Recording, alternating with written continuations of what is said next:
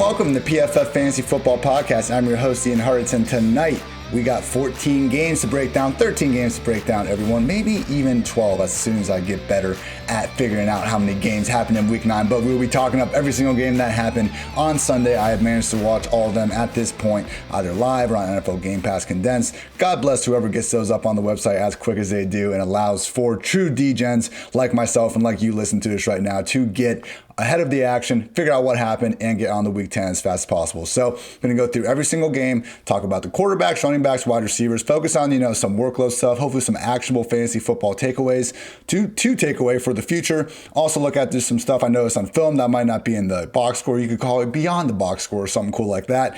Touch on some injuries, and finally, of course, give a PFF Lily matchup stat of the week. For those that don't know, PFF Lily is my lovely wiener dog, and I like to highlight every matchup with a cool stat to wrap everything up. So thank you for tuning in. As always, have the episodes of the PFF Fantasy Football Podcast out Monday, Tuesday, Wednesday, Thursday, Friday. And without further ado, let's get to this Monday edition. So first game, we had the Falcons defeat the Broncos 34-27. And hey, kudos to Matt Ryan, for playing this game without number 2 target Calvin Ridley. Some people even whispering a few weeks ago if it was number 1 target. Either way, it's not easy to get it done when you have a receiver as good as Ridley on the sideline. And for Matt Ryan to go 284 yards, 3 touchdowns, and really just not make many bad decisions throughout the entire game other than one somewhat ill-advised bomb to Alidame Zacchaeus, excuse me for messing up this guy's name always and forever. But other than that one deep ball that kind of sailed on him, really didn't have any other mistakes to speak of. Did take 2 sacks, but all in all, very good game from Matt Ryan. I just think we take for granted how good this dude is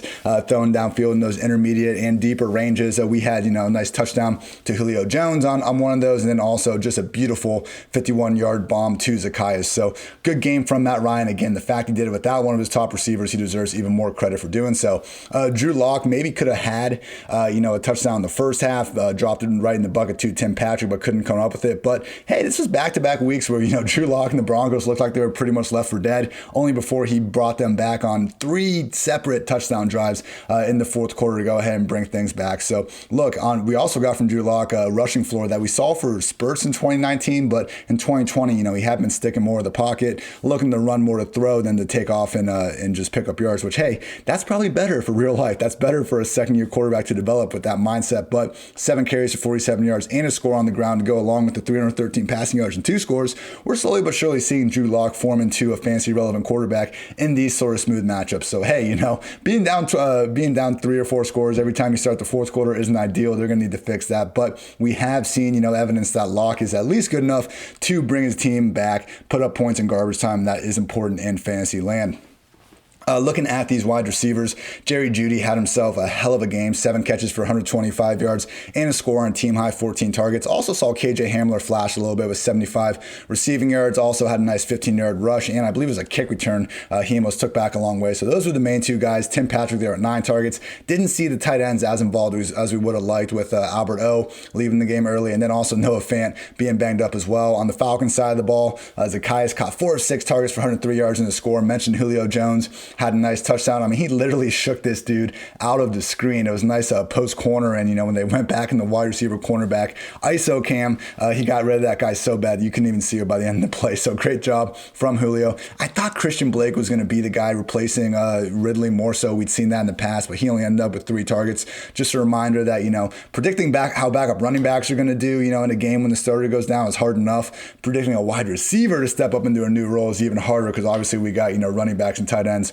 also influencing the passing games with these running games. So Todd Gurley led the way, 19 carries, 53 yards, and a touchdown. I tweeted somewhat ironically, but I was also being half serious. Todd Gurley might just end up with this year having the worst 20 touchdown season ever. So a little play on words. Gurley's being okay out there. He's making guys miss every now and again, but it has been quite some time now since we've seen a truly efficient performance out of him. And again, 53 yards on 19 carries, not exactly what the doctor ordered, but hey, continue to have 62% of the offensive snaps. Brian Hill is the RB2 at 26%. So Gurley is still going to be, a touchdown dependent and volume based RB2. Broncos side of the ball, Melvin Gordon played 62% snaps. Philip Lindsay, 37%. Lindsay did have 8 carries to Gordon 6. Gordon continues to be used a little bit more in the passing game. But look, as long as both these guys are healthy, it's going to be very hard to expect consistent fantasy production out of any of them.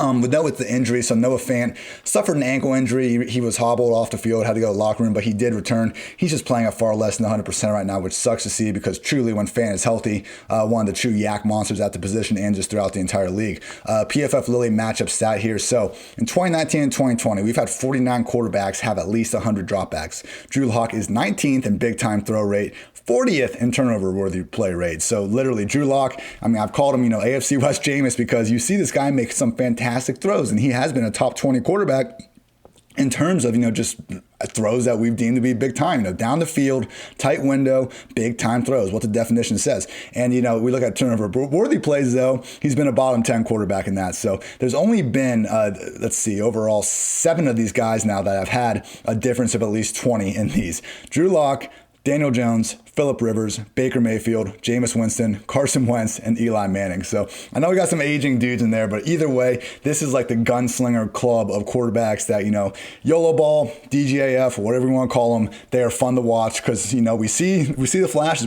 We see when things go good. We also see when things go bad. So I am looking forward to not quitting on Drew Locke. Hopefully he'll give us some continued fantasy upside, but either way, he can make bad football fun, and we need more people like that in the NFL. Next matchup, we had the Bills smack the Seahawks 44-34. This was a game that, really wasn't this close. The Seahawks had chances throughout to kind of even things up and get back into the game, but ultimately it was just a Josh Allen show, everybody. He was awesome, and look, he has always been a great fantasy QB, and that's what we tried to stress on this podcast. And now, personally, I love Josh Allen. I think this dude does have a good chance to be a very good real-life QB, but either way, we now have 3 years of evidence of him being a great fantasy QB, and, we'll talk about this a little more in the Chiefs game, but similar to Patrick Mahomes, what we're seeing from Josh Allen this year especially, it's not even that he has to really put the team on his back. The Bills are doing a great job of not only surrounding him with talent, but also just being creative in the play design and being, playing to his strengths and playing to the analytics strengths. For them to be up in this game the whole time and not have a running back have even 10 carries just kind of speaks to the willingness they were to let Josh Allen keep passing and not to be afraid of, having this big lead and just trying to run the clock out. They realize they need to put up points to win games, and they're happy to do that with Josh Allen slinging it. So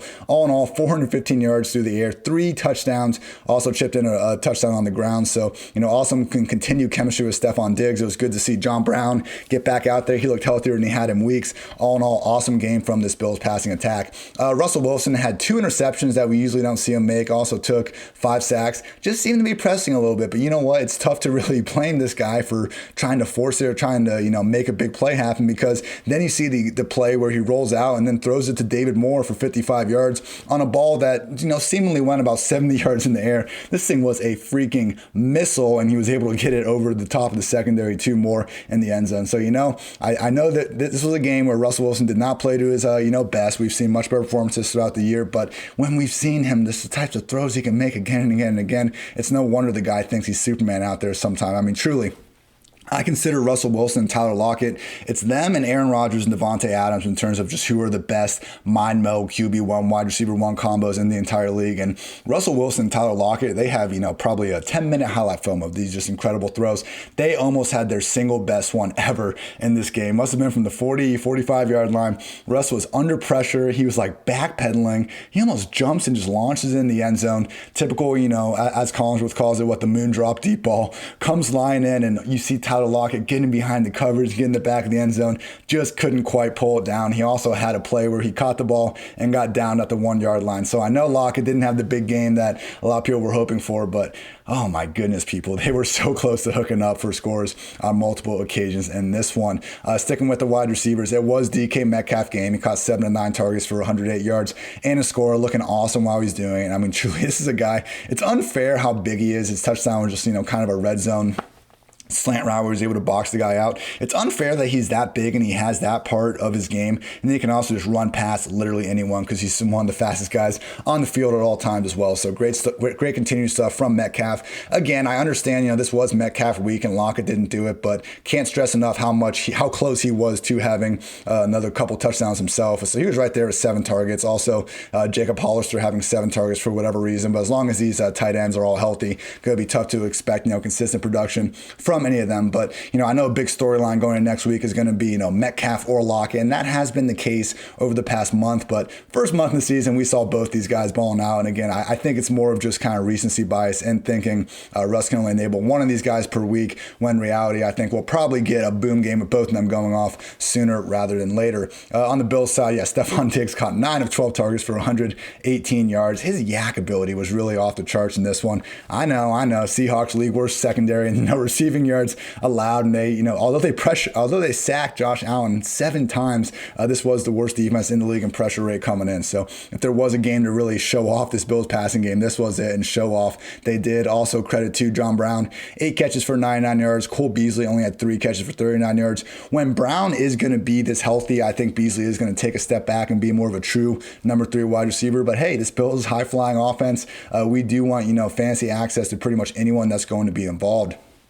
Looking at these backfields, Zach Moss played 56% of the Bills snaps. Singletary is at 45%. Moss had 9 carries to Singletary's 2. While Singletary led the way in targets, this was 2 weeks in a row, and Moss was able to find the end zone and kind of look like the overall better back out there. I don't think it's going to be a situation where Moss takes over, even if Singletary or Moss gets hurt. I think we're going to see Yeldon pop back into the picture and continue to make this a 2-back committee. The only problem in Buffalo is that Josh Allen, he doesn't like checking the ball down, and he loves taking off inside the 10-yard line. So we look at Singletary being the pass down back. That's great, but this offense doesn't pass to their backs that much. And we look at Moss being the goal line back. That's great, but the quarterback in this offense is, the closest thing we have to a vulture to the running back position. So, it becomes tough on a week-to-week basis to rank either of these guys inside the top 24 backs, and I think it will continue to be so moving forward. With the Seahawks, we did not see DJ Dallas play nearly as much as we did in past weeks, which was something that we were talking about all week on this podcast. He ended up with just 32% snaps. Homer was at 46%. Dallas had led the way with 7 carries and 2 targets, but Homer busted off a long screen for 50 yards that shows some nice explosion. He was out there more often than not in the 2-minute drill. So sounds like Chris Carson, Carlos Hyde are pretty close to returning. DJ Dallas, not someone. Look, he's had, I think it's 32 touches now in 2 games, and not a single one has gone for over 10 yards. So he found the end zone again, but truly can't overstate how mediocre he has looked over these past 2 weeks. I think as soon as one of Carson or Hyde are healthy, they will get back to taking over this backfield. No injuries to report from this one. I would say tune in to our Tuesday episode of the podcast. I break down the Monday night game and also, the key just waiver wire moves. So that covers a lot of injuries. And then also for the Friday podcast, I break down the Thursday night game and the injuries to watch ahead of the weekend. So just working off what I could find tonight, but obviously we'll have more information on this Monday and Tuesday. And then quickly on the snap rates. Again, this is, coming to you Sunday night. I'm talking to you 11:43 p.m. Eastern time right now. So not everything is official just yet. So if I'm off a little bit when things finalize, apologies. But again, we are trying to catch you up as quickly as possible. PFF Lilly stat from this matchup. So look, this year, only players with 5 games with at least 300 passing yards. Joe Burrow, Patrick Mahomes, Russell Wilson, and Josh Allen. This was his second 400-yard performance of the year. He now joins Dak Prescott as the only QBs with multiple such games. And if you didn't hear people, Josh Allen didn't have a single 300-yard game in 2018-2019. Goes to show you that people can improve when their surrounding cast improves, and they just happen to get better. So love it. Love Josh Allen. Love Bills Mafia. Great win for the squad. Next matchup here, Titans beat the Bears 24-17. So Ryan Tannehill, it was a somewhat misleading kind of final box score. He played a little bit better, I think, than the numbers show. Only 10 of 21 for 158 yards and 2 scores against this Bears D, but had a good 40 or 50 yard, potential completion dropped by Corey Davis and had some other balls that I just think his receivers probably could have come down with for him. So look, ultimately 21 pass attempts. They built a 24-3 lead. Just wasn't a situation where Tannehill had to put his foot down, but against a very good defense, did show the upside and again had some nice little loft on his deep balls. Nick Foles, look, the Bears didn't score their first points until 12 minutes and 30 seconds in the fourth quarter. So it was all-out comeback mode. He ended up racking up 52 pass attempts for 335 yards and 2 scores. There were some good throws here and there, but overall it was truly just more comeback mode inspired than anything. And we've seen this more often than not with Foles and the Bears in their center. They were fantastic in the Falcons game and even last week in the second half against the Saints. I thought Foles was playing some of his better football of the season, but this one, again, we saw some nice shots to Anthony Miller and Darnell Mooney especially, and Allen Robinson just made spectacular plays seemingly every time he was targeted, whether it was on target or not. But again, just one of these games where Foles would have liked to see a little bit more before the game was out of reach in the fourth quarter. Looking at these wide receivers, Allen Robinson caught 7 of 9 targets for 81 yards. Truly seemed like every single catch he made was ridiculous. We'll definitely be, cropping those out and getting a video out on the old Twitter sphere here soon. Jimmy Graham caught 6 of 6 targets for 55 yards and a score. If we're not going to see Cole Kmet involved like we did in this one, he stays banged up. Could be a situation where we can creep Jimmy Graham a little bit closer to that tight end 1 borderline as opposed to the touchdown dependent tight end 2 he's been for most of the season. Anthony Miller, 5 catches, 59 yards. Darnell Mooney, 5 catches, 43 yards, 8 and 11 targets respectively. Look, these are pretty solid numbers, but again, this was just a game that was pretty heavily influenced by the Titans blowing them out. I'm pretty sure more often than not, the Bears are not going to want to pass the ball 50 plus times in a week. With the Titans, AJB wide receiver 1 season strikes again, everybody. 4 catches, 101 yards, and a score. Oh my, they were some of the most impressive 4 catches you would have ever seen too. 40-yard catch and run where the dude broke multiple tackles. Also had another catch and run where, look, earlier in the year when he was getting all these points, he didn't look 100%. It was almost like they were just really utilizing him in the red zone, and he was making his living, just being a physical big body beast down there. But now we're starting to see that yak ability come back, and it is a scary sight to see for sure. Ended up cashing in on a nice touchdown on a well-thrown ball from Tannehill, and AJB just carried the defender in for 6. So awesome game from him. We got a Corey Davis goose egg, and I'm pretty sure on this podcast last week, I was speaking to him being a potential wide receiver 2 moving forward because going into this game, he was the wide receiver 16 in PPR points per game. But I'm pretty sure I said specifically, famous last words with expecting this from Corey Davis, and that ended up being the case. So look, facing the Bears, this was never going to be an easy matchup for this passing game. And then you add in the newfound reality that, they didn't have any sort of just high-end volume to work with. And when Tannehill's going to only throw the ball 21 times, we're not going to see multiple guys ball out. Same thing we see in Minnesota when Kirk Cousins ends up handing the ball off to more Dalvin Cook. We see Thielen and Jefferson not have as big as games. So look, A.J. Brown, he is for sure the wide receiver 1. I still think Corey Davis, more weeks than not, can give us something resembling wide receiver 2 value. We'll pump the brakes a little bit and go back to upside wide receiver 3 mode, but just realize Davis isn't going to be completely useless here moving forward. Famous last words again. Looking at these backfields here real quick. Derrick Henry, 53% snaps, 21 carries, no targets, not a single backfield target, which is a shame. We saw them work a little bit harder to get Henry some screens earlier in the year. He pops with some of the top running backs in the league in terms of yards per target. I know he's not Alvin Kamara or anything, but you just get that dude in space, problems happen. So disappointing game from Henry in that he only had 21 carries for 68 scoreless yards. This was a Bears defense that low-key had allowed the second highest explosive run play rate going into this game. They were bottom 5 in yards before contact allowed per carry. But I think we're seeing this Titans offensive line maybe not be the same, kind of group of monsters without Luan at left tackle. But look, Derrick Henry, when he gets these monster chunk gains, we see him just have these weak winning performances. I'm sure some of those will still be down the stretch as winter continues to come. This game just wasn't it. On the Bears side of the ball, David Montgomery was dominating snaps until he got injured. Unfortunately, suffered a concussion and also had a fumble in this one where he caught a little screen.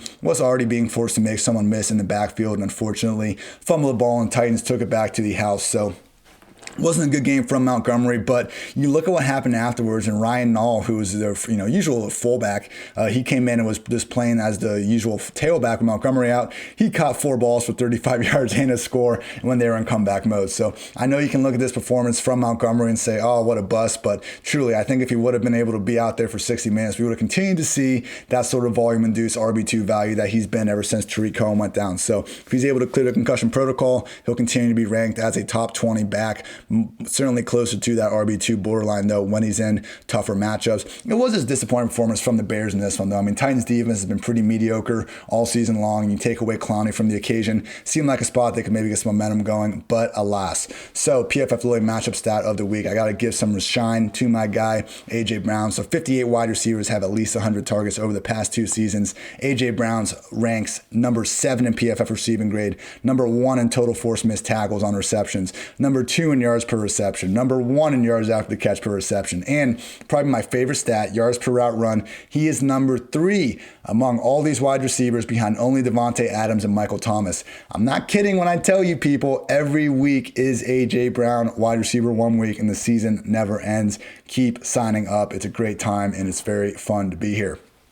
Next matchup, we got the Ravens defeating the Colts 24-10. This was not the kind of bounce back performance through the air that we were hoping for from Lamar Jackson, but at the same time, I mean, the guy completed 19 of 23 passes for 170 yards, so we didn't see much explosion on either side of the ball. I mean, literally, the Ravens and the Colts, they had long pass plays of 21 and then 20 yards, and that was it. So really no big plays from anyone involved throughout this. There wasn't a rush from either team longer than 16 yards. The Ravens didn't have a run play longer than 10 yards. I mean, this was a game that just kind of slugged around. Good defense being played on both sides. Darius Leonard had himself a day flying around all over the field. So, Ravens got the win. They were able to benefit on a Jonathan Taylor fumble, and they took that one back in the house. So a little bit closer than the scoreboard maybe suggested from a typical offense versus defense standpoint. But look, with Lamar, I mean, I wrote a big article on him last week talking about his expectations for the rest of the season. And I do think he is a buy low candidate because even in these sorts of, mediocre passing performances, just in terms of his total output, 170 yards and no passing touchdowns,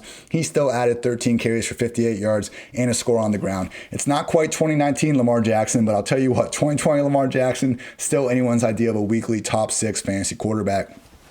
Philip Rivers was struggling to get really anything going downfield, which, hey, his receivers are all sorts of banged up, no T.Y. Hilton, and his offensive line was kind of struggling to prevent pressure for really the first time all season. So, again, no explosive plays. There was a situation where Rivers would get them moving down the field for a little bit, good screen here, good screen there, but just nothing that they were able to sustain really to get too far down the field. So when they were able to score, it was Jonathan Taylor from the 1-yard line, but other than that, I mean, they scored 7 points in that first quarter, couldn't get more than a field goal the rest of the time. So a lot of pressure, minimal guys were open. It wasn't like Rivers was just missing wide open throws again and again and again, but not exactly the quarterback at this point in his career that you want trying to bring guys back. And to Rivers' point, he did miss Mo Alley-Cox on a potential touchdown. Mo Alley-Cox did draw defensive pass interference, and that's what led to the Jonathan Taylor score, but could have been a bigger game from Rivers potentially. I would say his most notable play was the worst tackle attempt you have maybe ever seen on the Jonathan Taylor fumble. Rivers first fell down and just kind of threw his hands up as the cornerback or whoever it was that picked up the ball ended up going back all the way for 6. So that'll be a fun one to pull up on the All 22 later in the week. I think it's already making its way around social media. Looking at these wide receiver groups, I mean, look, no one caught a touchdown. No one had more than 60 receiving yards. It was just a bad game all around. Squeaky wheel spot for Marquise Brown was not meant to be. Caught 3 of 5 targets for 38 yards. No one on the Ravens had more than 5 targets, and that includes Mark Andrews, who was just at 3 catches for 22 yards. So situation on both sides of the ball was just fairly condensed. On the Colts, Michael Pittman had 7 targets. Marcus Johnson had 7 targets, but everyone else was, just around kind of 3-4 range. This is what we have in these offenses. They're both run-first offenses that even when some of the pass game volume spikes, like with Phillip Rivers, we got RBs, wide receivers, and tight ends all involved. And it's particularly true with the Colts and them getting those other position groups really involved in the passing game. But even with the Ravens, I mean, it's Marquise Brown and Mark Andrews. And as we've seen this year, even those guys aren't too guaranteed on a week-to-week basis. At this point, might have to move Hollywood down to that more of a boomer bust wide receiver 3 if you haven't already. He's a talented guy, but, maybe it's just the fact that there is no one else on this entire Ravens passing game that truly strikes fear in you in terms of just going downfield. So, I'm sure he's still keeping guys honest because otherwise we see them taking more shots downfield, but production simply hasn't been there at this point. And Mark Andrews, I mean, look, he's too good to go too much longer with these sort of games, but Nick Boyle had 4 targets. So, I mean, they're really using him like Hayden Hurst, they're almost giving him those routes. So I think we all kind of thought losing Hayden Hurst would give Mark Andrews even more target volume. Instead, Boyle's gotten more involved. So the tight end position is at such a sad state overall. I think Andrews is going to continue to be in that top 5 weekly rankings more times than not, but certainly kind of hasn't been the 2020 continued breakout that we were hoping for from him.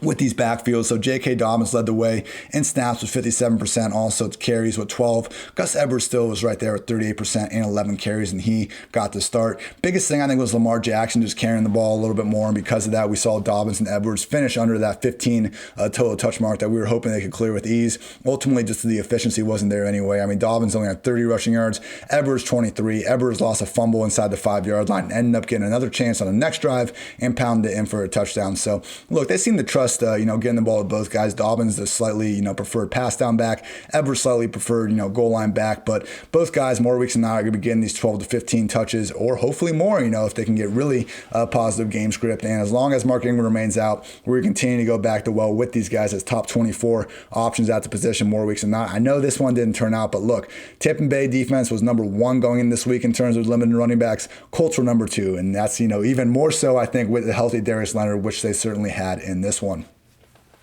All right, we are on to, oh my gosh, Colts backfield.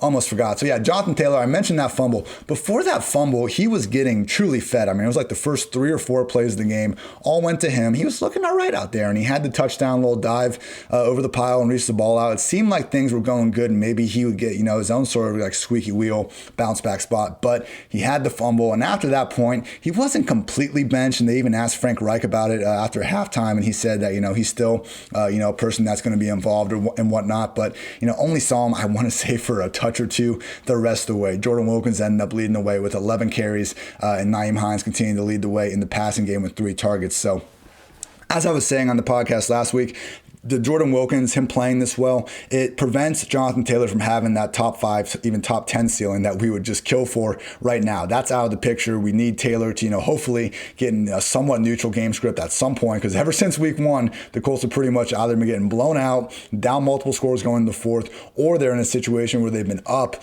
so much that they've just really been able to lean on Wilkins in the 4th quarter. So this game, more neutral than we've seen, but once the fumble got thrown in there, the potential for Taylor to kind of get around that 15 and 20 carry mark went out the window. So I don't think Taylor is going to, be really a consistent RB1 this year, but don't confuse that with Jordan Wilkins being someone that's going to get his own fantasy value, because Taylor's not going anywhere unless we see, another fumble or even 2. I don't think he's, going to be at risk of getting benched. Neither is Nyheim Hines. So this remains a volatile 3 RB backfield that doesn't really have a conclusion, looking to really come out anytime soon. One injury to note, Jack Doyle suffered a concussion.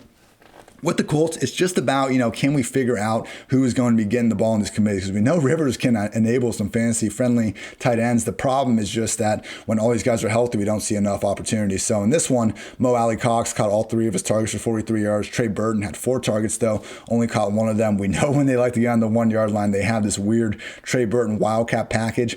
Honestly, both guys could probably be like top 20 options.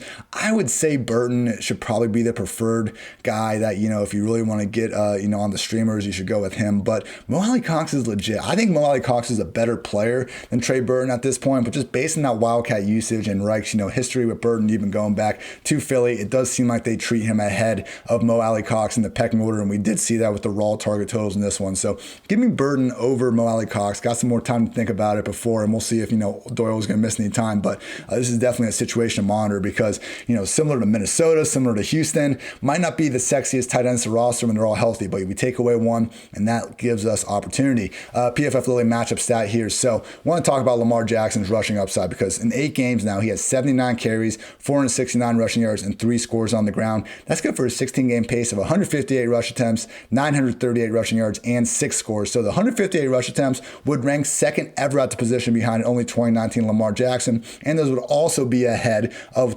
2020 Kyla Murray because we know he is absolutely crushing it right now, but he is only on pace for 152 carries. So Kyle's got the rushing touchdowns and he's got the rushing yards on Lamar. I get that, but just realize 2020 Lamar Jackson on the ground, maybe not the same world beater he was in 2019, but nobody has been the same world beater that Lamar Jackson was in 2019. 2020 version is still pretty fine. And again, anytime we can get these sort of dual threat players in fantasy football, they more or less serve as a real life cheat code. Next matchup here, we had the Chiefs defeat the Panthers 33-31. Another just brilliant performance from Patrick Mahomes.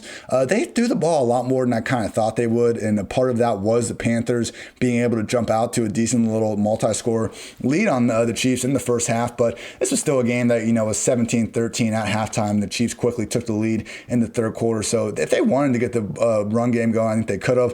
They will at some point. Clyde Edwards-Helaire remains the main dude. But I think more than anything, similar to the Bills, what we need to realize with this Chiefs offense is just how special they are, not only from a talent standpoint, but also from what they, ask their talent to do schematically, because There was a play. Look, I have been watching, I've watched every single game this season, every single game last season, every one before. I've watched a lot of football over my time, and I have never seen something that the Chiefs did today, and that was use Patrick Mahomes in pre-snap motion. On his touchdown to Demarcus Robinson, Mahomes took about 3 steps to his right, and he stopped, and he went running back to his left, more or less being like a wide receiver flying across the formation. They snapped the ball to Mahomes while he was moving. It looked like it was going to be a roll to his left, and he stopped, pivoted, turned back right, and ended up throwing a touchdown. Some of the defenders look lost out there because, we never see that. And the quarterback, they can't be moving at the snap. I remember watching Peyton Manning a couple years ago, or just, I guess, like a decade ago, not a couple years ago, but he was pretending to still be audibling the play. They snapped the ball to someone else. That was a flag because he wasn't set. And there's also, we can't have anyone obviously moving towards the line of scrimmage, but to see the Chiefs use that, and I'm sure there's some high school or college that used it first and they're copycatting because we know football is always a copycat sport. But again, just such creativity for a team that doesn't need to rely on its creativity because they have Patrick freaking Mahomes and Tyreek Hill and Travis Kelce. But the fact that they add all this creativity and great scheme with that talent is what made them the 2019 Super Bowl champs and has them as the favorites to do so again in 2020. On the Panthers side of the ball, Teddy Bridgewater finally got that volume going up there. So that was the issue over the past 2 weeks. My bigger concern was just the fact that we saw this passing game get much less aggressive with Christian McCaffrey back involved. And look, they lost by 2 points to the Chiefs. They had, I believe it was a 61-yard field goal to win. I fully realize that you don't necessarily need to throw the ball a ton downfield in order to have success in the NFL. Look at the freaking Saints for the better part of the last 15 years. So I get it. But at the same time, this 4.1 yard average target depth for Bridgewater was easily a season low, as was his 5.8 yards per attempt. So in fantasy land, anytime we can get 49 pass attempts and then this kind of newfound rushing floor from Teddy, that's fine. But, we did see McCaffrey get 10 targets. They did seem to, kind of go out of the way to get the running backs involved. Overall, it's 16 targets to McCaffrey and Mike Davis. I just, want to make sure that, hopefully some of these, underneath shots to Curtis Samuel, McCaffrey, Mike Davis. Let's get some long balls to DJ Moore because this is a situation where we've seen them be far more efficient when they are willing to take shots downfield, and I think that has brought out the best kind of just mode of the Panthers offense this season. They're still finding their way. This is only their third game, with McCaffrey out there, so I'm sure we'll see better days to come. Either way, Joe Brady, very smart guy. I'm sure he knows what he's doing, and we'll continue to see this Panthers offense improve as the year goes on. Overall, good performance by them. I'm just saying we need to keep an eye on how this passing game is going to change with McCaffrey now in it because, we've seen DJ Moore and Robbie Anderson emerge as solid guys, and with Curtis Samuel having a great game this week, it's feasible to think that that'll probably shift back towards DJ, but maybe not. This is a new passing game when you add a volume hog like McCaffrey there. So again, small sample, I get it. I don't want to focus too much on one game, but this is important to monitor as we continue to see what this CMC version of the 2020 Panthers offense looks like. I would also just note that the Travis Kelce, when we go on these wide receivers, oh my goodness. 10 catches, 159 yards on 12 targets, but his yak ability was just unreal throughout this entire game. Just stiff-arming dudes. Look, he is only, I think it's like 252 days younger than Rob Gronkowski. They're very similar in age. And the thing is, he is not experiencing anything resembling what Gronk did in terms of just a late career decline. It would make sense if he did. The tight end position is one of the most physically demanding spots to play in the entire sport. Hasn't been the case with Kelce. He remains the king of the tight end position in fantasy and real life as long as George Kittle is sidelined. Maybe even not. I'm not trying to take away anything from Kelce, but hey, Kittle is pretty darn great in his own right. Tyreek Hill, massive game, 9 catches, 113 yards, pair of touchdowns on 18 targets, 18 freaking targets. We do see Mahomes really lean on his number one wide receivers in certain games. This was one of them. Could have had an even bigger game because he got knocked out of bounds, I believe, at the 2-yard line one time, and he also had a better ball. He was a better ball away from a touchdown on one that Mahomes just sailed on him. So huge game from Tyreek Hill, and it could have been even bigger. So this is a situation we've seen him find the end zone, I think, in every game this year. And, the Chiefs, they know who their best players are, and they consistently find a way to get them the ball, particularly in the passing game. On the Panthers side of things, mentioned a little bit this already, but yeah, Christian McCaffrey, 10 carries, 82 yards in the score. Curtis Samuel, 9 catches, 105 yards in the score. And Robbie Anderson, 9 catches, 63 yards. Poor DJ Moore, only 2 catches for 18 yards on 3 targets. He did have, I believe it was 2 additional targets that, were just nullified by penalty, but 3 targets, 5 targets. Clearly, this was not the involvement we were looking for. And again, it's not like we're seeing these games, and this is what makes it frustrating. We're not seeing games where they're targeting DJ Moore and he's not creating after the catch, or he's not not getting separation and whatnot. He's really just being used more as a field stretcher out there. And for the yak ability he has, I mean, the amount of screens they've been throwing Robbie Anderson and stuff, like just give a couple of those to DJ Moore. And maybe the defense is just focusing more on him and they're not able to do it as much, but it's just interesting because while Robbie Anderson is clearly so much more than that field stretcher role that we kind of pigeonholed him into, the same is also true of DJ Moore. I think we've seen enough evidence over the past few years to prove that. And even for spots this year, he can operate underneath, intermediate, and deep areas of the field at a very high level. It's going to be, more volatile than we would like in this Carolina Panthers passing game, particularly with McCaffrey there, a threat to steal anywhere from 8 to 10 to even more targets per week. So DJ Moore, Robbie Anderson, clearly we got 9 weeks of evidence now of Robbie, being the preferred guy just in terms of overall targets. Even if DJ Moore's are a little bit more fantasy friendly, I think we need to drop both guys moving forward a little bit. Robbie's could be more of a low end wide receiver 2. DJ Moore at this point, probably a boomer bust wide receiver 3. Still guys you want on your fantasy team, absolutely, particularly when the Panthers are showing this willingness to pass the ball as much as they have. But, we got to keep in mind that when McCaffrey is a threat to lead this passing game in any given week, doesn't help the rest of the guys. It was a great game by Curtis Samuel. To catch all 9 of his targets, and not all of them were easy. He had a couple of diving catches in there, and he also was able to find the end zone on one occasion on a little pop pass. So chipped in 13 rushing yards. Curtis Samuel is your favorite RB wide receiver hybrid's favorite RB wide receiver hybrid, everybody. Great to see him ball out over these past few weeks. And yeah, there's worse guys to have than someone that could, be looking at these 10 plus touches in this offense. But I would just say that, with McCaffrey back, with Mike Davis still staying somewhat involved in these wide receivers, I think being ahead of Samuel more weeks than not, still think he's going to be more of a wide receiver 4 than anything that we can consistently trust in Fantasyland. Last point before we move on to the backfields, Teddy Bridgewater, great game running the ball, 2 carries for 19 yards and a score, converted a huge, I believe it was 4th down, where he went just diving over a guy, pretty much said fuck it to his personal health, got the first down, then ran for a touchdown, I believe, the play after or soon after. So Teddy has shown some increased mobility this year, and again, when the passing volume is there like it was today, it gives us some great fantasy results. With these backfields, Clyde Edwards-Helaire, 43% snaps, 5 carries, 5 targets. Le'Veon Bell is at 31%.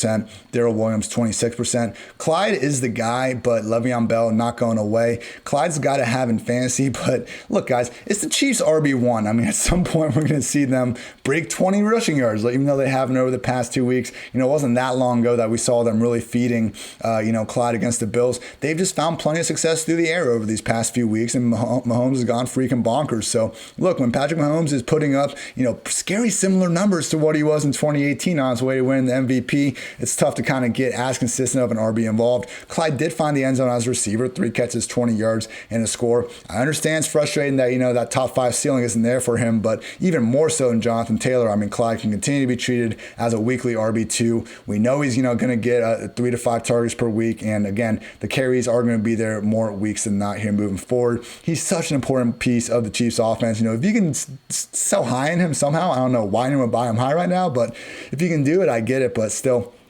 I think more times than not, we want people involved in this Chiefs offense. Do not, just sell Clyde Edwards-Helaire for pennies on the dollar just because he's had a couple down weeks. We've seen the big weeks and we've seen them commit to the run. Don't let 2 weeks, 2 week sample size really cloud your vision for what he could be down the stretch. With the Panthers, oh, man. An NFL reporter that shares my namesake was talking about there potentially being a split backfield here.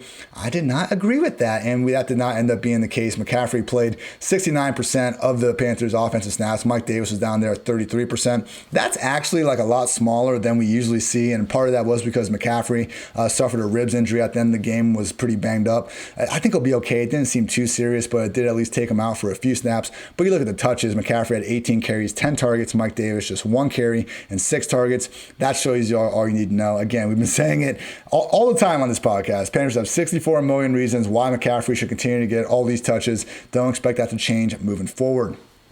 PFF Lilly matchup stat of the week. So the thing about Mahomes, and we mentioned this before, they're just so smart and creative with him. It's unfair because they don't even have to be. He's that talented. But just 15.4% of Mahomes' pass attempts this year have been in tight coverage. That is the 40th mark among 48 QBs. So literally 39 of those 48 QBs have been more aggressive, as the cool kids might call it, in terms of throwing the tight windows. One man's aggressive is another man's. Why be that aggressive? Why throw into the tight window when you got a clean window somewhere else? So look, as great as Mahomes is, he really hasn't been any more spectacular than these other quarterbacks when you're throwing the tight windows. That's a tough throw for anybody to make, even the best quarterback in the world. And the fact that Mahomes, I mean, he could easily be at the top of this list because, we see the arm talent. You think that guy doesn't know he can make any throw on the field? They've been able to just rein him in to the point that he's making the smart plays, and he also knows when to really go off script and try and make the big plays. It has been so great to watch, and it truly is a combination that the league has yet to figure out how to stop.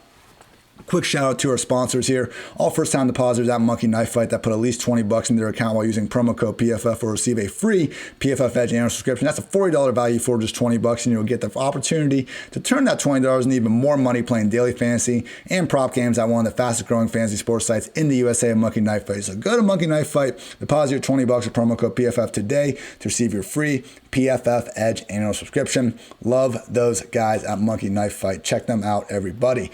Next game on the docket, we got the Vikings defeating the Lions 34-20. Pretty much, a replica of the Vikings game plan we saw last week. Give Dalvin Cook the ball, watch him be one of the best players in the league with the ball in his hands, and watch him lead us to victory. He ended up having 206 rushing yards, pair of scores, and also chipped in 46 yards receiving. Because of that, we saw Kirk Cousins have another just low volume week, 20 pass attempts. Made the most of them, completed 13 for 220 yards and 3 scores, but just was never a point in this game where Cousins really had to put his foot on the gas. They built a quick 13-0 first quarter lead. I mean, credit to him for some nice throws to Justin Jefferson, Adam Thielen. I think he's right there in that same kind of Matt Ryan conversation where we almost underrate his ability to get the ball down the field at times because he does it so consistently with these guys, and we just kind of take it for granted at some point. But hey, the touchdowns, 2 to Irv Smith that covered a total of 10 yards, 1 to Amir Abdullah for 22 yards. I was on a screen. Wasn't all that impressive performance, but hey, it was efficient. They got the win.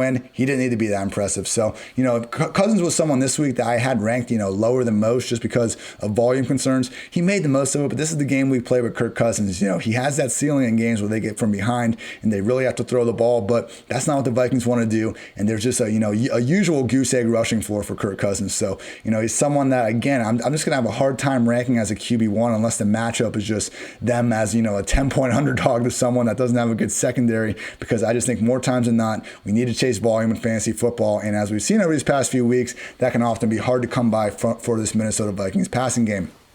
On the other side, we have Matthew Stafford and the Detroit Lions. This was Stafford's worst game of the season by far. Season low 6.4 yards per attempt, 39.6 passing grade, 2 awful interceptions. I mean, he throws one straight to the defender. They block a punt and they get the ball back, and then he throws an end zone pick that was pretty much straight to the defender as well. So new low on the season, 6-yard average target depth. He's only had 3 games this year with an average target depth under 10 yards. All have occurred without Kenny Golladay. So truly, I mean, it's tough to find another quarterback in the league right now, at least in the short-term memory, that's being more impacted by not having the number one quarterback, not having the number one wide receiver than Matthew Stafford without Kenny Golladay. So rough performance. We got guys like Marvin Jones and TJ Hawkinson, who I think we're going to be able to rely on to some extent because they're going to have the volume and be featured usually as the top 2 options in this passing game as long as Golladay is out. But Stafford probably be off limits as long as Golladay is out, and particularly as long as he is banged up, because he is in the concussion protocol at the moment, which gave us a chance to see Mr. Chase Daniel. And look, I have really no comments on Chase Daniel's play, but this guy is the real life Alex Moran. If you guys have not seen Blue Mountain State, please check out that glorious show. But Chase Daniel is a backup QB that has never exactly done anything, but because he's been with a bunch of smart teams and played under a bunch of smart coaches, people keep giving him money to do nothing. Chase Daniel has had 4, not 1, not 2, not 3, 4 NFL teams agree to pay him at least $10 million. He now has 8 career touchdowns since entering the league in 2010. Madness. I don't know what it is with the Lions and these types of players, but they're also on pace to give 35-year-old Adrian Peterson 206 touches. So We like to say it's tough to assume rational coaching in fantasy football. That could not be more true than it is with the Detroit Lions. Looking at these receivers, mentioned before, Marvin Jones, and TJ Hawkinson are guys to potentially trust.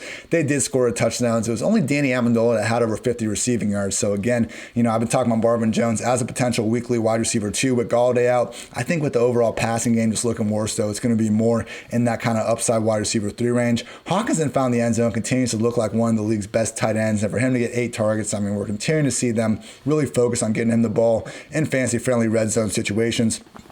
I think with just the dire state of the tight end position, he's going to continue to be a top 5 guy, more weeks than not. On the Vikings side of the ball, Adam Thielen had 5 targets, Justin Jefferson had 4, Irv Smith had 4, Rudolph had 4, Cook had 2, Abdullah had 1. That's it. Again, 20 pass attempts, not much to do there. Jefferson caught 3 of them. He drew a nice DPI, I think on the 3-yard line. Thielen caught 2 of them. But when they have these games where Cousins just doesn't need to throw the ball and Dalvin Cook wants to go do his thing on everybody, it's just going to be hard to expect much from Jefferson and Thielen. So, they were just really balling out earlier in the year when Cousins was facing some of this more negative game script.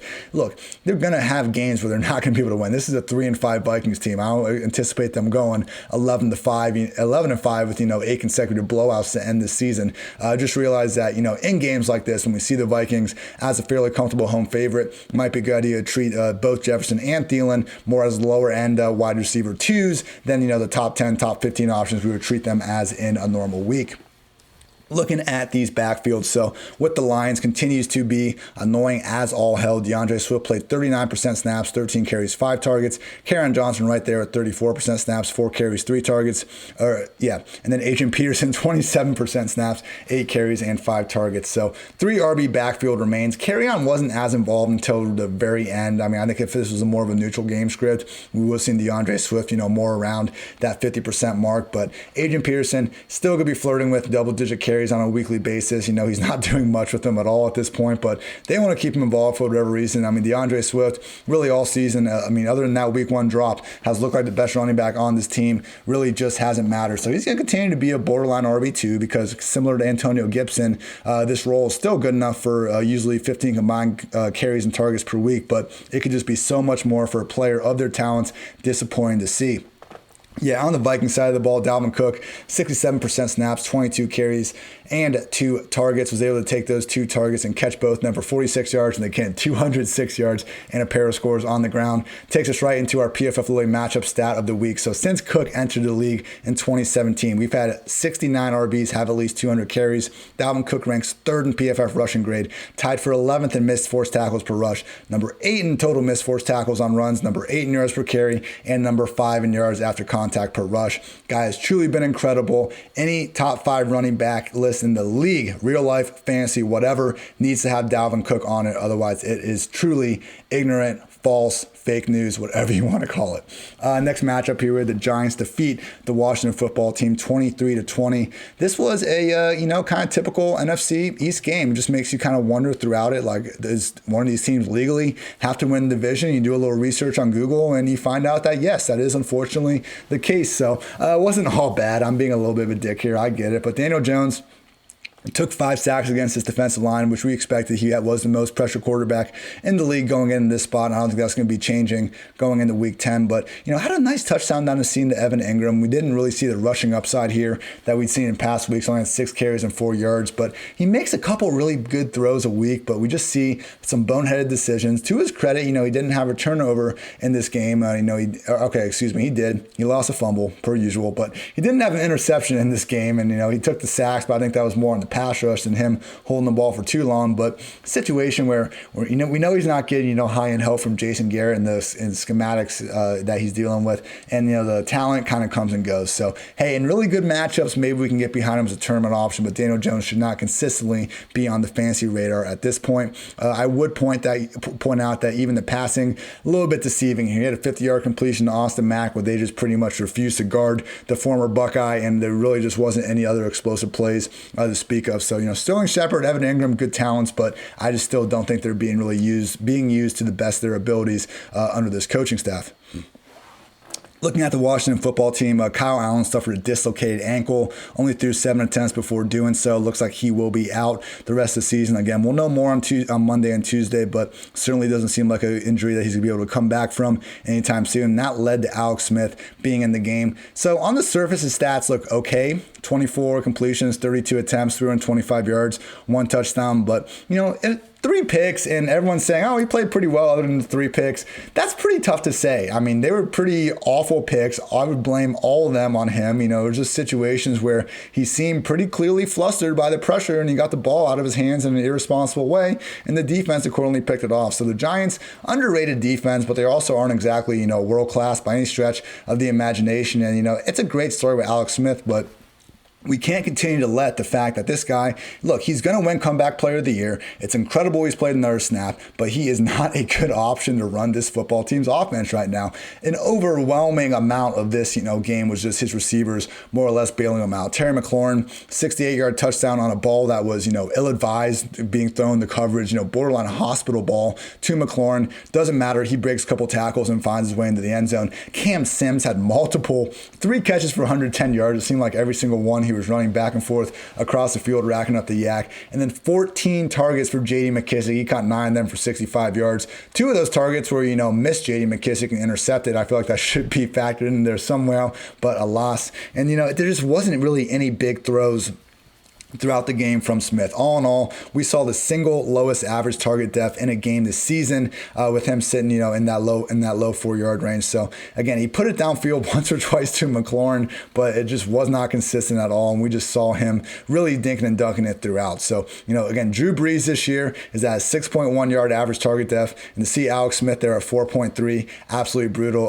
From a 4. His week 9 lowest single game mark of the year, 3.5 yard average target depth. So again, these stats, they might change a little bit as things, formally get official going into Monday, but 3.5 yard average target depth, everyone. That surprised me because I did think he was pushing the ball downfield a little bit more than the Rams game, but in reality, again, 14 of his 32 dropbacks, or I guess maybe McKissic might have had 1 or 2 with Kyle Allen. Either way, Alex Smith, everyone, great story. This guy loves to check the ball down. Not all that conducive for fantasy success unless Terry McLaurin is going to keep making massive plays like he did today. And so looking at this Washington just receiving group, Logan Thomas, 3 catches on 6 targets for 28 yards. And, Cam Sims got those 110 yards. But I just think other than Terry McLaurin, and, just removing the running backs for a second, in this wide receiver and tight end groups, we want Terry McLaurin. That's it. It's going to be tough to expect any sort of consistent production otherwise. We saw some nice hookups with Logan Thomas and Kyle Allen. Not so sure we can trust Alex Smith to sit there the same way. And also it seems like the Washington football team,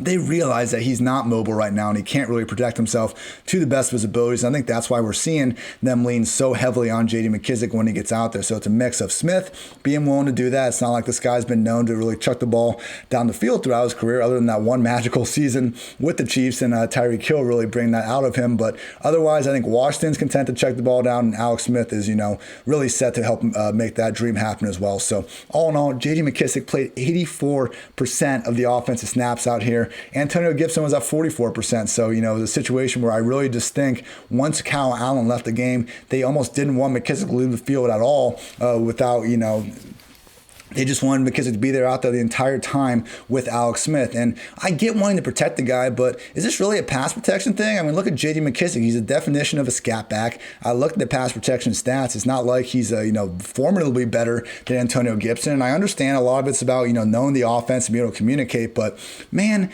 they're just throwing him the ball anyway. Why can't that be Antonio Gibson? You're taking up the defender, whether he's guarding you or when you're pass blocking him. A lot smarter people than me that know the intricacies of pass blocking. I get it, but it just seems absurd that week after week after week, we see Antonio Gibson emerge as, the second best player in this offense behind Terry McLaurin, and week after week after week, it doesn't matter, and they keep going back the well with J.D. McKissic. So it is what it is. I thought post-bye we might see, more of a plan to get there, a more talented rookie involved, but might not be the case in 2020 like we were really hoping it will be before. Looking at the Giants' backfield, Wayne Gallman played 55% of the offensive snaps, 14 carries, 2 targets. Still, though, Alfred Morris had 9 carries and a 22% snap rate. Deion Lewis right there at 23% as well. So it seems like Devonta Freeman will be back sooner rather than later. Would not expect him to walk back directly into that same Saquon Barkley near every down role. One, because we're seeing, Alfred Morris actually play pretty well. Wayne Gallman's doing all right. Deion Lewis still has a pass down work. And I just don't know if a banged up version of Freeman's going to be able to get that same work. Either way, I mean, look, credit to the New York Giants for rushing for 166 yards in this one. Again, Morris looked good and Gallman has some nice plays as well. But I just think if you can, the more Giants that you can kind of avoid from playing other than, the potential Sterling Shepard, Evan Ingram volume induced type play, I would think better to stay away when you can. All right, PFF Lily matchup stat of the matchup here. I want to talk about Alex Smith again, just this reliance on digging the ball down. 76% of Alex Smith's passing yards this season have come after the catch. Jimmy G is number 2 at 65%. I mean, Ben DiGiucci and Dwayne Haskins are the only other quarterbacks above 60%. So, to me, this, what percentage of your passing yards is yards after the catch, that can point out a really good scheme or a quarterback that's, just not really, down into throwing the ball downfield. And I think with Alex Smith, we are seeing a bad scheme and an offense that does not want to throw the ball down the field, and this has been the result. So, hey, great story, but I do not think this Washington offense is going to be consistently moving the ball moving forward as long as Alex Smith is under center.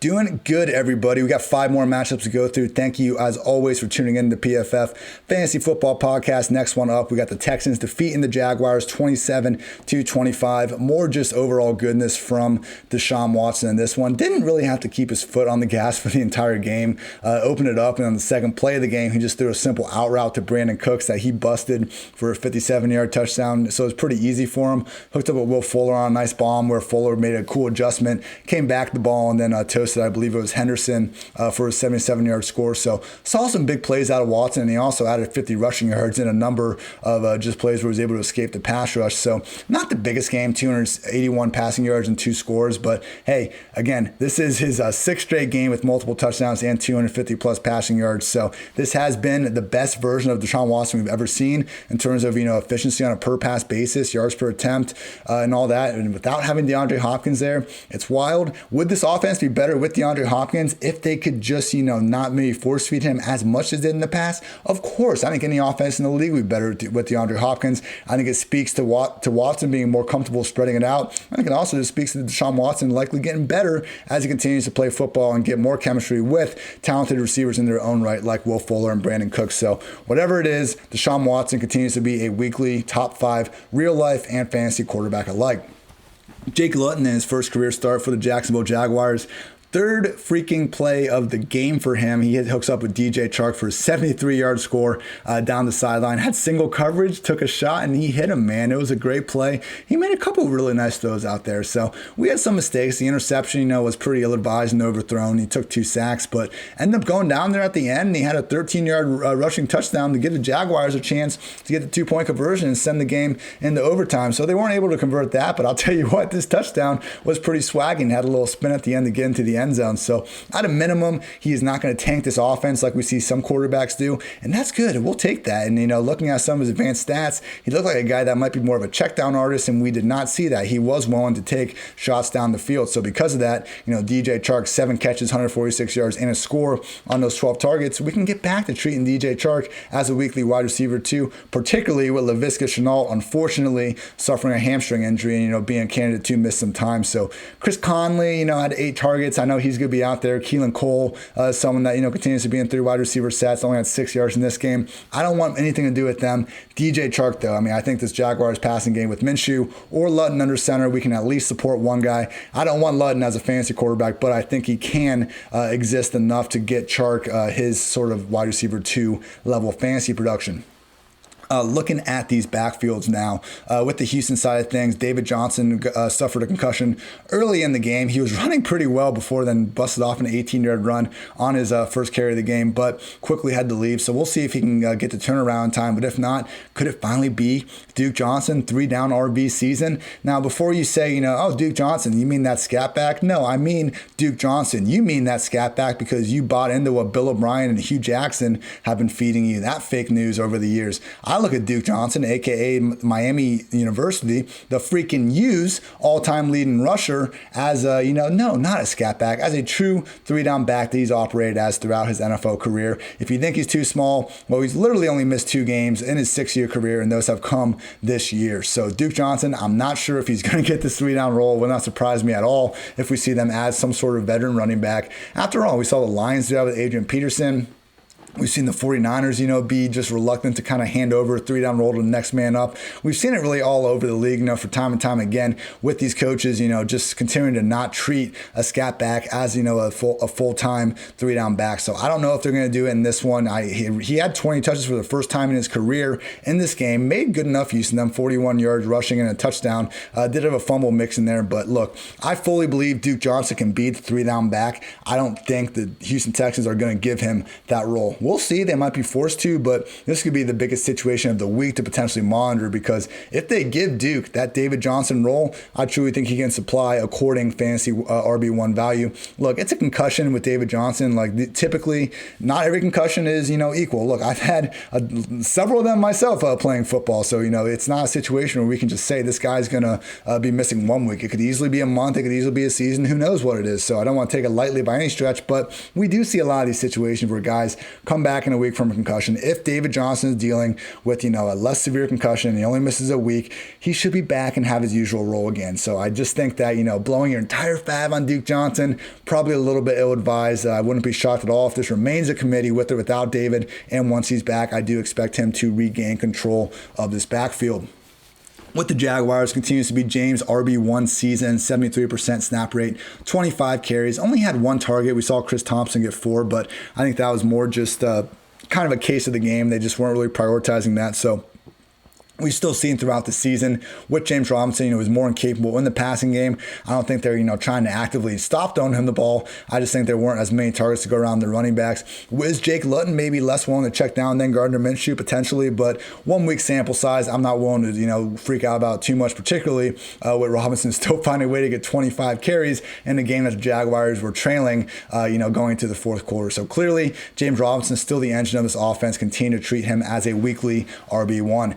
PFF Lilly matchup stat here. Want to give Brandon Cook some love because each of Tom Brady, so these were going into 2020. I'm assuming they're still the same though. Each of Tom Brady, Drew Brees, and Jared Goff have averaged more yards per attempt with Brandon Cooks than without during their careers. Deshaun Watson, now the 4th quarterback to play with Brandon Cooks, he is averaging a career best 8.6 yards per attempt. He's at 7.5, 7.6, and 8 yards per attempt over the last 3 seasons. Speed kills, ladies and mostly gentlemen, I'm sure. Look, Brandon Cooks, say what you want about the guy, still being a great receiver or not. He's been making plays, and at a minimum, I think even his presence solely his presence on the field truly forces defense to account for him in a major way. And we've seen that not 1, not 2, not 3, but at 4 different stops now throughout his career. Next game, we got the Raiders defeating the Chargers 31-26. Fun game, fun back and forth game. Pretty much every Chargers game is a fun back and forth game, it seems like. So this was a good one. Derek Carr, didn't have the most prolific performance, 13 for 23, 165 yards and 2 touchdowns. Just a brutal first half. He could have been picked on his first 2 throws of the game. Had a brutal, ill-advised fumble deep, inside his own 30 right before halftime that ended up giving up, a field goal that shouldn't have ever happened. But then the third quarter starts. He throws a bomb for a touchdown, 45 yards to Nelson Aguilar. That was perfectly placed. And then he's rolling out. Derek Carr, off script, rolling out to his right, launches one down the field, hits Hunter Renfrow in stride for 50 yards. Maybe the single best throw I saw all day. I'm sure there's probably a better one than that. Excuse me, it's 12:32 right now. I'm trying to remain excited about Hunter Renfrow's big catch. And then also Derek Carr on that drive took off for a 12-yard run where he went leaping over a dude. So it was the most non-Derek Carr drive ever. But you know what? A lot of 2020 has been Derek Carr doing things that we're not used to him doing. So in this game, we didn't see kind of the fancy production that we've been hoping for. But honestly, it just came down to the Raiders not having that many plays to work with. Only 23 pass attempts, only 26 team rush attempts. I think this is just kind of like what we saw with the Panthers over the past few weeks with Teddy, where no, I don't think Derek Carr is going to be as consistent, high-end fantasy QB1. He doesn't have the rushing floor for that or usually the high-end passing game volume. But don't let this one game kind of override what we've seen from him the rest of the year. I still think more weeks than not, Carr should be treated as a borderline fantasy QB1. On the other side of the ball, Justin Herbert, 326 yards and a pair of scores. He has thrown for over 300 yards and or 3 touchdowns in every single start this season. Guy is an absolute baller. Looked like he got hurt for a second, but he stayed in the game. He is tough too. He's got the talent and he's tough. It was pretty funny, just real quick, when he went out. He threw a touchdown to their fullback on a throwback pass, and poor Tyrod Taylor, they put him out there for a 2-point conversion, and they called the same exact throwback pass play. Obviously, the defense wasn't surprised. Tyrod's out, started running around. He made a few guys miss, and then just got completely lit up at the goal line. So kind of sacrifice your backup quarterback out there. Come on, guys, be a little bit better at that. But, back to Herbert, just an awesome day. Continues to just make all sorts of big-time throws down the field. And you look at this Chargers offense, and you can see that, there are oftentimes guys running free. Mike Williams, we got Tyron Johnson, Jalen Guyton. These guys are getting open deep continuously down the field. And to his credit, he's putting it on them a lot of times. So I didn't even mention Keenan Allen in there. We know what he is. But truly, even these complimentary receivers in the Los Angeles Chargers offense have been doing a great job all season. Another disappointing game from Hunter Henry, only 4 catches for 33 yards. I don't know how we can go this long with guys, the fullback's name, Neighbors. Like, you look at these last 3-4 weeks, the freaking people that have been catching touchdowns for the Chargers, it's getting like Buffalo Bills-esque at this point in terms of the randomness and just the amount of backup tight ends catching these things. But at some point, Hunter Henry probably needs to put forward some better production, but honestly, at the tight end position, outside Travis Kelce and kind of sort of Darren Waller, pretty tough to get a grip on anyone as long as George Kittle is sidelined. So great game from this Chargers passing attack. Raiders passing attack, Darren Waller at 10 targets. Nobody else had more than 3. Mentioned Aguilar and Renfro's big plays. Henry Ruggs was picking up all the air yards. Unfortunately, ended up goose-egging. Didn't see the running backs get too involved. And yeah, credit to Darren Waller for catching a short touchdown. I believe it was 8 yards out. Just perfect throw from Carr to put it in a spot really no one else could get it. But not the biggest game, from a yardage standpoint. But again, I think that was a little bit more due to Carr just having the 23 pass attempts. So in Waller's case, for him to get 10 of those targets, I guess the total still a little bit disappointing. But look, he's going to continue to be the number 2 tight end in fantasy as long as Kittle remains out. He's only going to be ranked behind Mr. Travis Kelce. Looking at these backfields with Justin Jackson suffering a knee injury on the very first play of the game. He only played 4% of the offensive snaps. Joshua Kelly led the way with 52%. 9 carries, 5 targets, and Kalen freaking Ballage freed from coach Adam Gase. 41% snaps, 15 carries, 3 targets, had 69 rushing yards in the score, also 15 receiving yards. He was running well out there, and this has always been a guy that's been awfully athletic. I think, his brutal year where it was like, 2.6 yards per carry or something just miserable in Miami. You look at that Miami team, and I think you could take, one of the best running backs in the league and put him there, and they probably wouldn't be averaging, more than in the higher 3s. So just a brutal situation. As we've seen now with, dozens of players, it seems like, once they leave, Coach Adam Gase, they are able to ball out elsewhere. So Jackson, as long as this is not too serious, and he was trying to fight his way back into the game, I think, it's not looking like a long-term injury. It's still a split backfield as it is with Kelly and Ballard. Look, please don't spend a significant amount of fab on either of these guys. The most likely scenario is Jackson comes back. We get a 3-headed committee, and we also have Troymaine Pope waiting in the wings, and he's someone that I believe got to a limited practice last week in the concussion protocol. Wasn't able to get fully cleared, but we should see more of him moving forward. So do not freak out about this Los Angeles Chargers backfield usage, please. With the Raiders, Josh Jacobs, 56% snaps, 14 carries, 1 target. Devontae Booker, 26% snaps, 8 carries. Jalen Richard, 18% snaps, 1 carry, 1 target. Disappointing stuff. And look, Devontae Booker, he had 68 rushing yards in his score. Jacobs had 65 rushing yards in his score. So Booker made the most of his plays. His 23-yard touchdown, no one laid a finger on him. He just ran around right end. So I think, Jacobs or Richard could have made that play themselves. But whatever. Booker was the one that made it, and he made the most of the usage. This is a little bit concerning for Jacobs. This was a game where, they were up pretty big. Not huge, but they were upper competitive in this entire game pretty much. Halftime, down 17-14.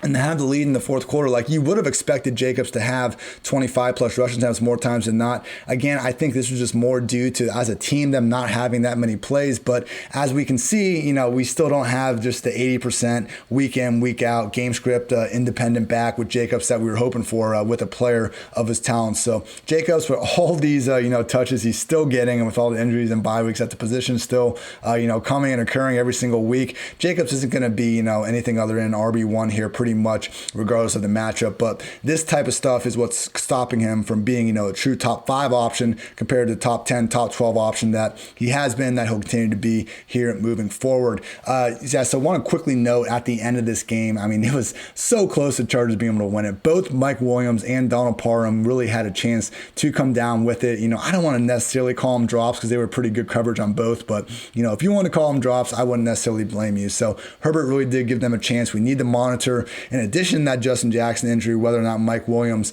is truly going to be banged up, it's tough to tell with the guy. He falls like a sack of bricks every time he goes up for a contested catch.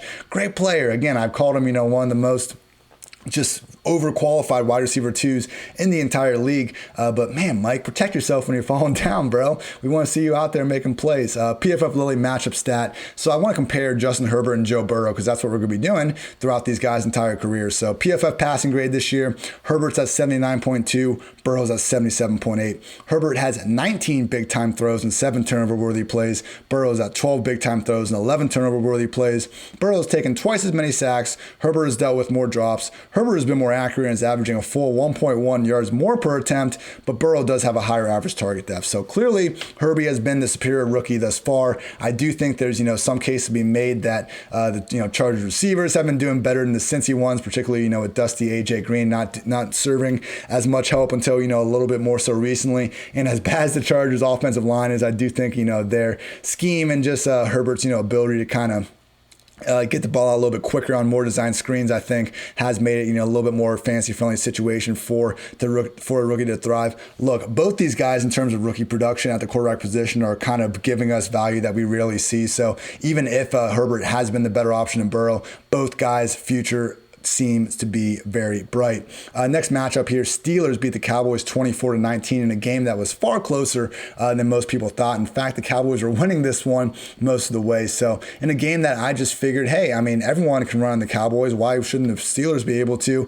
No, that was not the case. Dallas, building their 13-0 lead. At some point, we saw just Roethlisberger really have to play comeback mode and keep his foot on the gas. So he ended up throwing 42 times, racked up 306 yards and 3 touchdowns. Could have been even more. Chase Claypool dropped 1 deep ball, and I think there were at least, at least 1, if not 2 other drops the rest of the way. So, Big Ben, truly a nice game. And the fact that he suffered what looked like a pretty bad knee injury before halftime, kept playing through the pain. Great game from him. With the Cowboys, Garrett Gilbert, not a bad game. Look, they scored 19 points this week. They scored 23 points combined in weeks 6 through 8. So the fact that Gilbert made this offense look even something like a legit NFL offense was great to see for them moving forward when they're going to be facing less, horrific matchups. So overall, Gilbert, again, not amazing, but the bar could not be lower here for them, what we were looking for.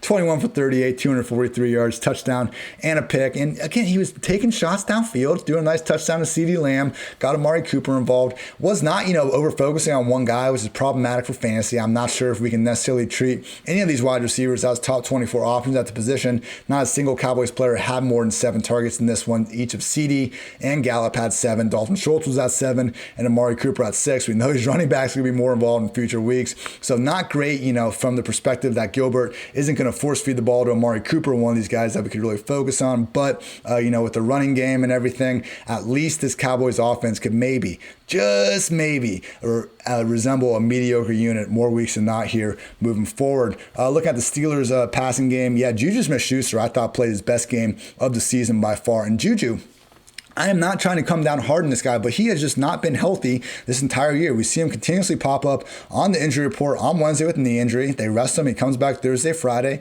and he guts it out. But look, he's had volume issues, and just when they have thrown him the ball, even when he scored earlier in the season. Again, I've watched every freaking snap this dude's played this year. He just has not looked like the same game breaker we saw as a rookie in 2018. And in 2019, he was dealing with all sorts of injuries and atrocious QB play. So I just don't think we've seen the best version of Juju over these past 2 seasons. This game was the closest we've seen to that. And I understand it's the Cowboys secondary, not exactly, the toughest defense to get going against. But again, just in terms of athleticism and explosiveness with the ball in his hands, I thought Juju looked healthier than he had all season. So that's great because he's a very fun guy. And, want to see everyone in the league be as healthy as possible. Did not even come close to leading the way in targets, though. And this is what's going to be concerning moving forward because the efficiency issue is one thing, but the volume rules, king in fantasy football land. Deontay Johnson had 10 targets. Chase Claypool had 13. Claypool caught 8 of those for 69 yards. Deontay 6 for 77. Hey, we got 3 talented guys. James Washington ended up scoring a touchdown, but he only had 2 targets. At least this, 4 wide receiver committee is pretty much down to 3. The problem is, as we've seen in more weeks before than just this one, Usually the Steelers passing game is not throwing the ball nearly this often. So I still have it, Claypool 1, Deontay 2, Juju 3, rest of the season in terms of, the receivers that you're going to want more weeks than not. I remain pretty steady on that over about the past month or so. But, Juju, at least he is looking better, should be able to make more use out of these targets as they come.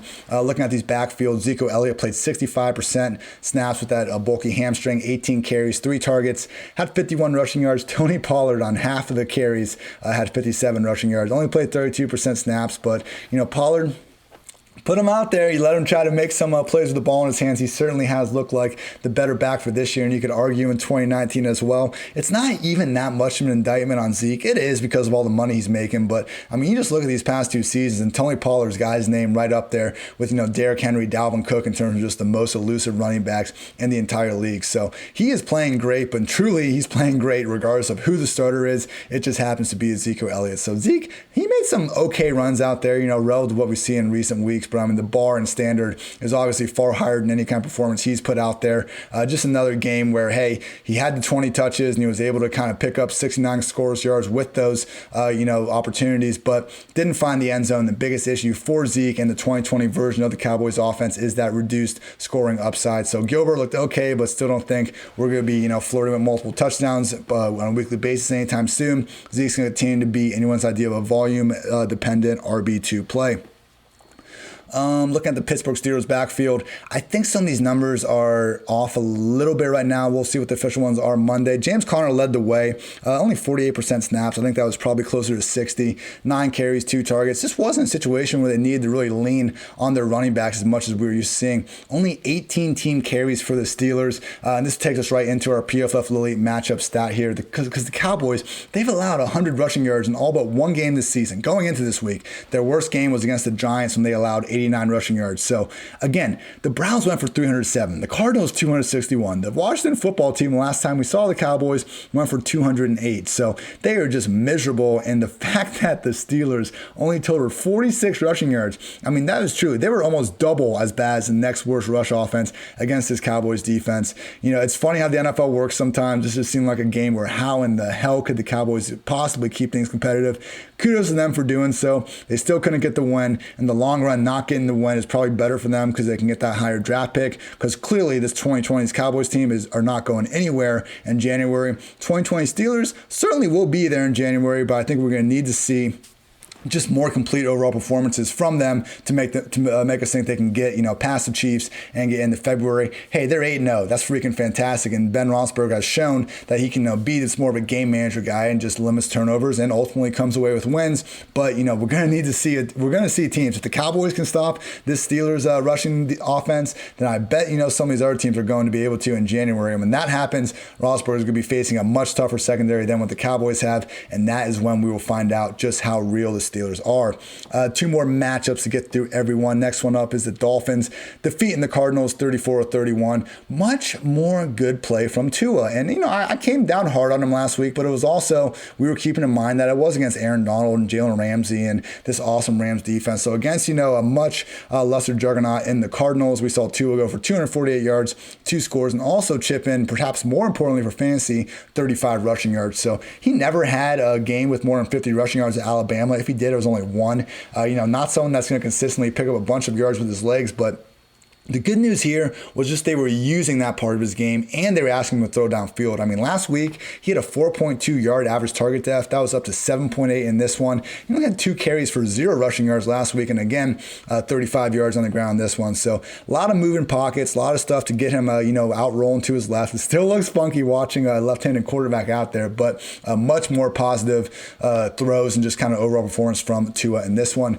Kyla Murray, it's just weird. He went 21 for 26, 283 yards, 3 scores, had 106 rushing yards and a touchdown. I almost had to double check when I saw the Cardinals even lost this game, but ultimately Kyler got strip sacked. That went back for 6, and they just went 5 for 12 on 3rd downs. So they just weren't able to kind of get the drives going when they needed them to. Look, Kyler Murray, overall fantasy QB1 on this season. You don't need me to tell you this guy is absolutely crushing it. He had an awesome 56-yard bomb to Christian Kirk, also just generally continuing to look like the best athlete and just fastest guy on the field. field at times. So very fun to watch. And this was, potentially a look at, two of the top quarterbacks in the league in the future, particularly so seemingly with Kyler. A quick update on Jordan Howard's electric season-long rushing line, 28 carries, 33 yards, and now 4 touchdowns. Gotta love Jordan Howard, bringing this, kind of late season Jerome Bettis, his last year, into light. What was that Jerome Bettis game like? 3 carries, or I think it was 5 carries, -3 yards, 3 touchdowns, ultimate kind of vulture running back performance. Jordan Howard is trying to push that. Quickly with these wide receivers, mentioned Kirk having the big, long touchdown, also 5 catches, 123 yards and a touchdown on the day. DeAndre Hopkins, only 3 targets, 30 yards and no touchdowns. Didn't have a target the entire first half, so would not expect that to happen. Talk about a potential squeaky wheel opportunity here moving forward. On the Dolphins side of the ball, Preston Williams suffered a foot injury, caught a touchdown beforehand, but we're going to need to keep an eye on that. It did look serious with them being carted in the locker room. I think the initial reports I saw stated it won't be anything too long, but an injury to worry about either way. Devonte Parker, 7 targets, caught 6 of them for 64 yards. He remains the number 1 guy in this offense. With Isaiah Ford out of the picture, we did see Mike Gesicki get 4 targets, caught 3 of them for 42 yards, but Jakeem Grant right there with 5 targets as well. So it's Devonte Parker on top. If Preston Williams is out, that's great for Gesicki just in terms of overall target share, but just be careful in this Tua-led offense. They're much more willing, it seems like, to run the ball than we saw Fitzpatrick under center. With these run games, Miami with Matt Breida and Myles Gaskin situation where we knew it was going to be a little funky, and it was funky. We had something named Salvin Ahmed leading the way with 45% snap rate, 7 carries. He made the most out of him. He looked fine, but I think he's just a replaceable running back at this point. And they have Deandre Washington, who's with the Chiefs earlier this year, coming in to be the guy moving forward next week. I don't know if he'll be the guy. Matt Breida didn't seem like he was that banged up, so he might be back, but this is certainly looking like a committee of at least 3 or 4 backs. As long as Gaskin is sidelined, that is not going to work in fantasy land. Everybody stay away.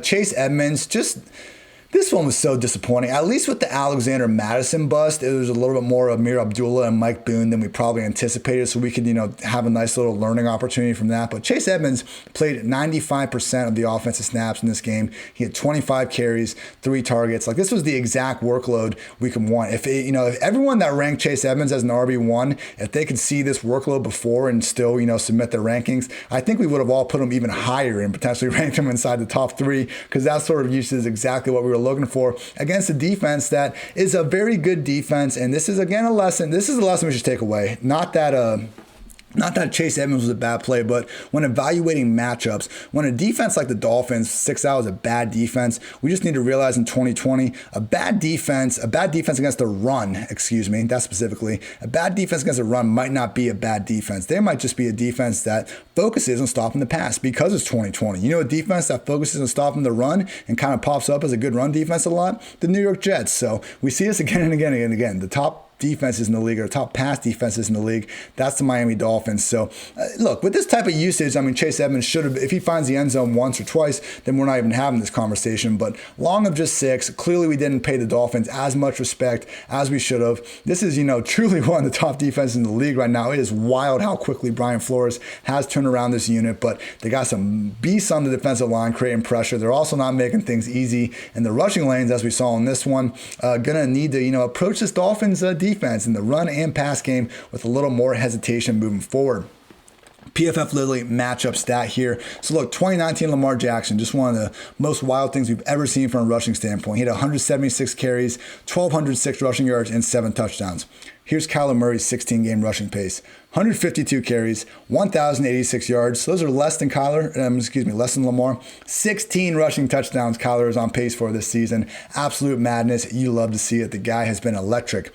Before we get to our Sunday night matchup, I want to give a quick shout out to the voice of Sunday Night Football himself, because PFF and Sunday Night Football's Chris Collinsworth is teaming up with one of the best players on and off the field, 49ers All-Pro cornerback Richard Sherman. The Chris Collinsworth podcast featuring Richard Sherman is available now wherever you find your podcast. They provide the most interesting football conversation in sports every single week, and sometimes that means the discussion will venture off the field too. Additionally, Chris will be taking a dive into the game of football as he sees it, inviting in the best and brightest to talk about everything that is happening in the great game of football. So mark your calendars. You do not want to miss the best 60 minutes of insight this season.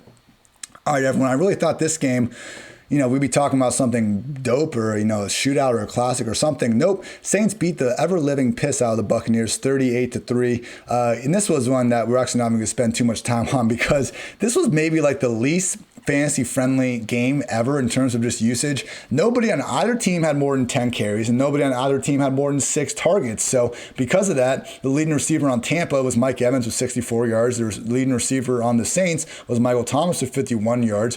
Taysom freaking Hill led the game in rushing with 54 yards. Tampa Bay set a new NFL record for only having 5 carries in this one. I mean, it's just going to be impossible to really take much of any of this usage away with more than a grain of salt because, okay, with Tampa Bay, we can look at Antonio Brown having 5 targets, Godwin having 6, and Evans having 6, saying, okay, he's not going to be necessarily featured as far above these guys. But, when you score 3 points in this and Brady goes 22 for 38, who knows if we're going to keep this kind of same strategy even moving forward. So Brady, is picked off once targeting Gronk on a desperate 4th down heave, once on a screen, just kind of got taken, and then before the half, had some miscommunication with AB where Brady went deep, AB kind of cut off the route. So either way, it didn't seem like it was necessarily going to be a big play on that. The whole passing game just wasn't clicking all game. And I mean, it was just wild. This was one of the most disappointing games from a team that we know is so much better than this. So, hey, they put this loss out there. This happened. We can't just write it off. But